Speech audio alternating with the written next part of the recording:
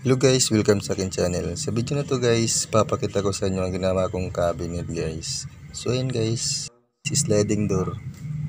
So pasensya na guys kung hindi ko pinakita kung paano ko siya binuo guys. So ayan guys, yung tapos na lang guys. Tapos ang design naman guys, kay client to na design. So ginawa ko lang guys. Ayan. Tapos ang ginamit ko dito na materialis guys, yung pamprime ko sa cabinet guys, is tubular na 1/3 by 3 guys. Tapos ang ginamit ko naman guys na materialis para sa sliding door, industrial aluminum guys or SD section.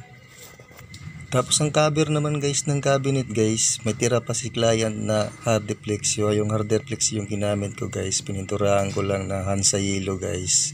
Kasi guys sayang din naman di magagamit, kaya ito na lang pinagamit ni client guys. So ginawa ko naman ng maayos guys sa pininturahan ko naman. So hindi siya halata guys na hardeflex. At maganda din tignan guys. So ayan. At medyo nakakatipid si client guys kasi nagagamit na yung tirang hardeflex guys. So walang sayang guys. Tapos sa trabaho ko pala dito ay client guys. So ako na rin nagkesame. Tapos nagpintura guys. So ang preparation ko sa pintura guys is skim coat and flat wool, tapos berry rods guys. Tapos ang last coat ko dito guys is emulsion guys na clear gloss. Ayan. So sobrang kintab niyan guys, dalawang patong ng emulsion guys. So kung makikita nyo in person guys, napakakintab talaga ng resulta guys ng emulsion na clear gloss guys.